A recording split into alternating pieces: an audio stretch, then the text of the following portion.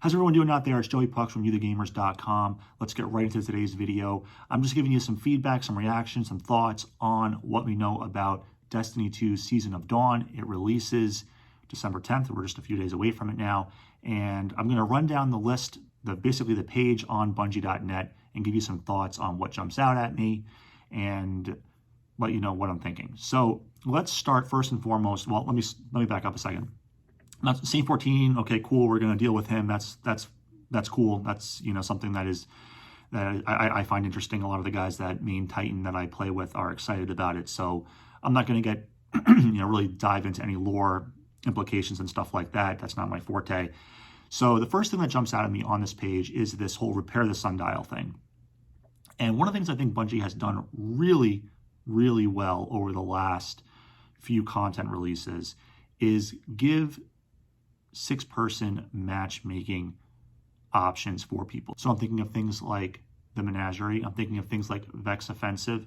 6-player activities that require coordination, but not to the level of a full-on raid. And I know people have clamored for matchmaking in raids in Destiny for as long as I can remember. And the reality is that a lot of the mechanics, just simply matchmaking isn't going to be good enough. You're going to get people without mics. You're going to get people coming and going. So I think what Bungie really had to do is to kind of scale strikes, these 6-person matchmaking activities, these pseudo raids, somewhere between a strike and then full-on raids. And I think that they're doing a pretty good job of that. And the Sundial sounds like it will be in that vein of Vex Offensive, of Menagerie. The other thing that's in this section here that I also like is earning new weapons. You select which ones you want by these weapon frames. And I don't know, my personal view on that is I think it's pretty good, actually. I think that giving people the ability to reduce those RNG elements is a good thing.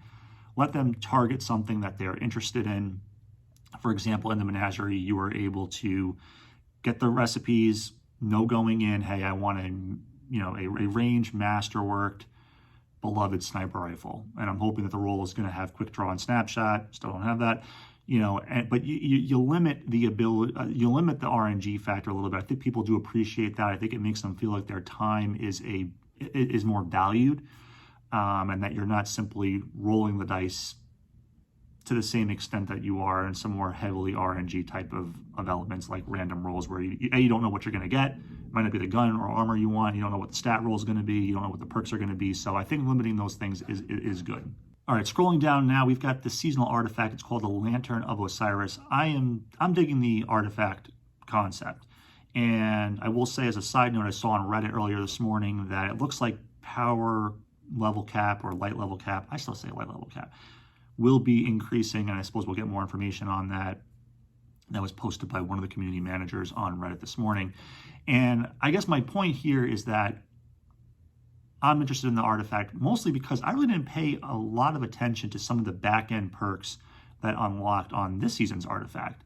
So when I was watching people undermanning raids, or I was watching other challenging activities and thinking like, how are they getting such high damage output?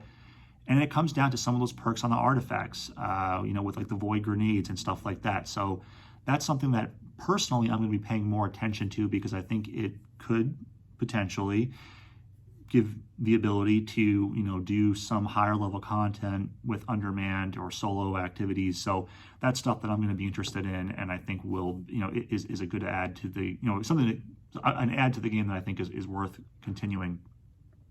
I never get too excited over, some of these exotic weapons and stuff like that. Looks like we're getting an exotic scout rifle. We'll get some exclusive seasonal armor. You got to have a season pass for that stuff, and I'm totally cool with that being behind, effectively a paywall. You got to pay for certain things.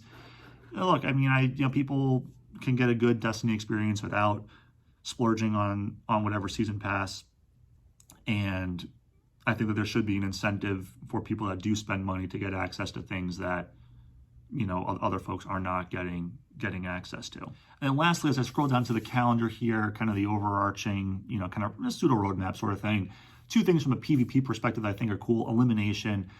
I wrote a couple of posts on youthegamers.com over the last couple of months about comp and the survival playlist.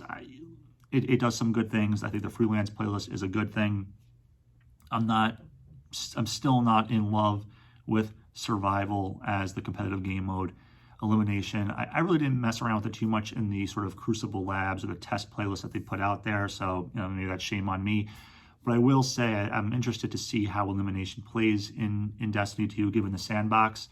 And hopefully, hopefully it's good, and maybe that ends up being the competitive play list going forward. We'll have to see. Rusted Lands is coming back.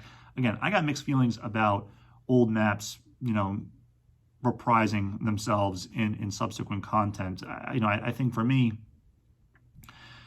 I kind of like the idea of getting some new maps that are great maps and that you make some pretty cool memories and have some great experiences on. A lot of games do this. A lot of games will, regurgitate old assets and use old maps that are fan favorites. So I think, finding a mix. There are some good Destiny 2 maps, but it's like I don't want to play, Lockout like we were playing in Halo for God knows how many years, because it was such an iconic map, or Midship, and it's like give us something new, make it kick ass, and I think that we're in good shape. So Rusted Lands will be making a reappearance, just like I guess Twilight Gap did this past season, and some other maps have reappeared, maybe with some variations. So, and that's it. So Season of Dawn, look, am I excited about it? Yeah. We're at the end of the last week here of this current season, and kind of done everything I think I set out to do. Maybe one or two things where I'm like, yeah, it would have been nice to have done that, and maybe didn't get to it, and kind of feeling like, all right, now's a good time for some new content, and it sounds like it's going to be coming next week, and we'll see what happens. I know people are kind of bummed no new raid, but go underman some shit. Go do something with 3 people or 4 people, or 2 people. Go do something that theoretically you're not supposed to be able to do, and set some challenges for yourself. So that is it. I am out. If you enjoyed this video, like it. If you have something to say, down below, leave a comment. And to support the channel, you hit the subscribe button. Very simple, very easy, and it's just a little click. Not overly taxing. All right, guys, thanks for watching. Don't forget, check out youthegamers.com, UTHEGAMERS.com for gaming and esports content produced by you, the gamers. And I'll see you guys next time. I am out. Peace.